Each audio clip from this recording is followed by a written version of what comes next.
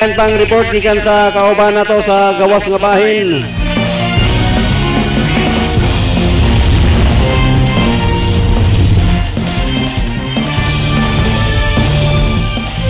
Mobile Journal numero 10 ang atong chief reporter si Richard Calvario.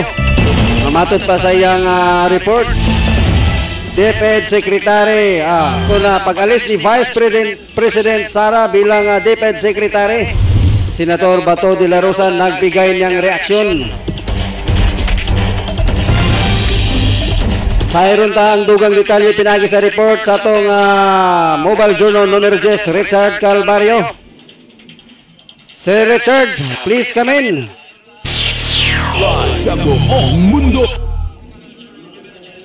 Paniniwala ni Senador Bato de la Rosa na tama ang desisyon ni Vice President Sara Duterte sa pagbitiw nito bilang DepEd Secretary. Ito ang naging reaksyon ni Senador Bato de la Rosa sa pag-alis ng Vice President bilang DepEd Secretary. Matatandaan sa bayan na sinabi ni VP Sara Duterte na ang UNITEAM ay noong eleksyon 2022 lamang. Kinabalikan ng itong kanato sa Bliss Panyawan Element Oil. Gikan dari sa Bacoor, Cavite, Mobile Journal numero 10, Richard Calvario para sa Shine Balita Online. Sa buong mundo. Daghang salamat sa imong bulyadang report.